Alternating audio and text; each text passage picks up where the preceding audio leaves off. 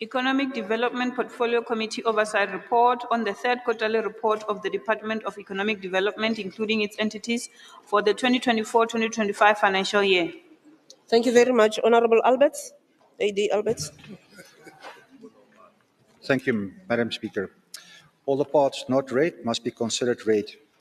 The department realised 70% of the set targets, therefore attaining 7 of 10 set targets, while entities attained 58 out of 70 planned targets, thus translating into 83% achievement. This remains concerning as the department and entities continue to fail in attaining all targets, particularly those that are related to job creation. The committee noted that the department spent 99.96% of the budget for the quarter, which translates to 484.1 million rand against the budgeted allocation for the quarter of 484.3 million, which resulted in 0.04 variance with the year-to-date expenditure at 75.15% as at the end of the third quarter. The committee remains concerned with the department's inability to align expenditure with plans attained. On the performance of individual agencies and entities, the least performing is the GGDA Holdings, as it realised 2 out of 8 targets, constituting 25%, with an expenditure up to 101%. Some entities and subsidiaries performed well, and this includes the TIH achieving all 10 planned targets while spending all its budget for the quarter remaining, amounting to 23.2 million rand, and the GEP as it achieved all 13 planned targets whilst its expenditure is at 32.3 million rand, amounting to 94% expenditure. Meanwhile, the GTI improved its performance as it attained all 9 planned targets with an expenditure of 37.9 million rand, constituting 135% expenditure.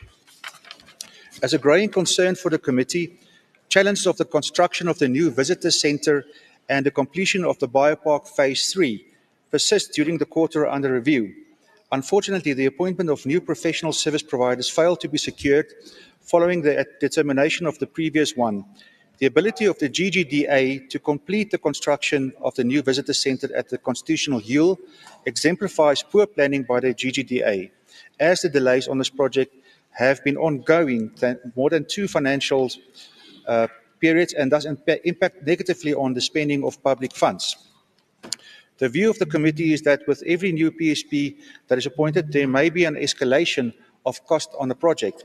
In addition, the GGDA should submit a list related to the causes of the delays on the project and the mitigation measures that were implemented to possibly guide the GGDA to resolve any bottleneck that keep delaying the project.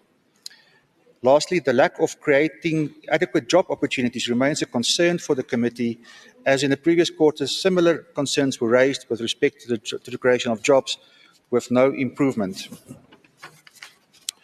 An analysis of the percentage expenditure compared with the percentage APP achievement indicates misalignment between expenditure and planned targets within the APP.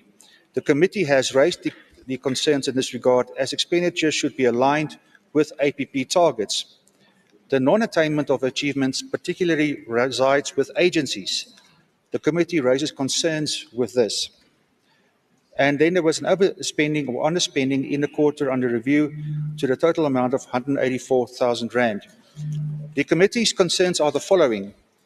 1, the committee is concerned about the role played by the Consumer Court, including the Consumer Affairs sub-program on the protection of communities from consuming goods that are harmful, including inspections conducted with various stakeholders on the food products sold in spaza shops and the registration process of spaza shops in the province.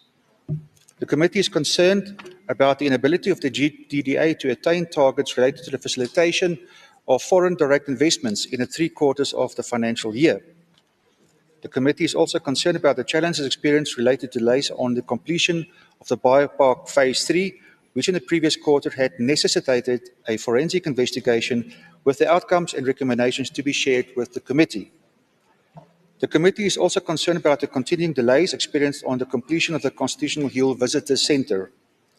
Fifthly, the committee is concerned about the special economic zones in the province that remains unoccupied and unproductive. Sixth, the committee is concerned about the beneficiaries of the Ikasi Mnotu Fund and the manufacturing program, including the status of family tree.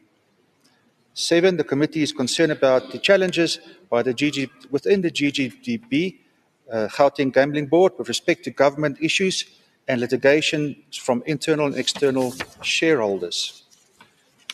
8, the committee is concerned about the perceived high level of gambling addiction amongst elders who spend their social grants on gambling, and including the effectiveness or ineffectiveness of the regulations around online gambling. Second last, the committee is concerned about the transfer of the Cradle of Humankind World Heritage Site to the Gauteng Department of Agriculture, Rural Development and Environment. And 10, lastly, the committee is concerned about the inadequate functioning of the liquor automation application system that heightens the act of fraud and corruption within the entity of the Gauteng Liquor Board. The committee has made extended recommendations in this regard, which can be read.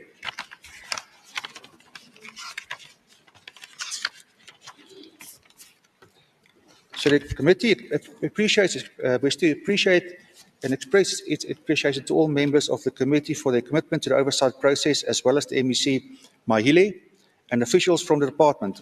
I commend them for their diligence and commitment shown during deliberations on the third quarter report for the 24-25 financial year of the Gauteng Department of Economic Development.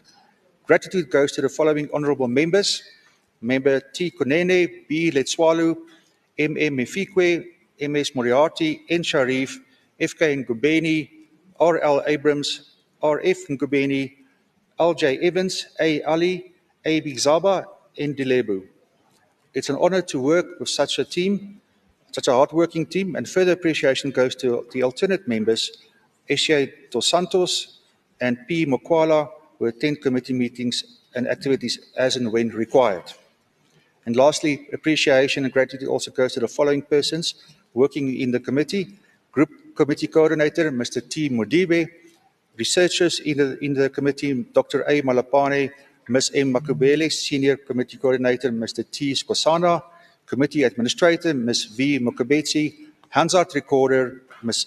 S. Baloy; Public Participation Officer, Mr. B. Tlomu; Public Participation Assistant, Mr. R. Matubula; Service Officers, Ms. L. Muslala and Ms. S. Mabasu, Z. Mabasu; Communications Officer, Mr. T. Ndu; Information Officer, Ms. A. Ncheviyu, for their devotion and assistance in the committee. Thank you very much. Thank you very much, Honorable Alberts. Is there a seconder? I rise to second. Thank you very much, Honorable Evans. I now put the question. All those in favor say yes. Yes. Those that are against say no. So the report is adopted.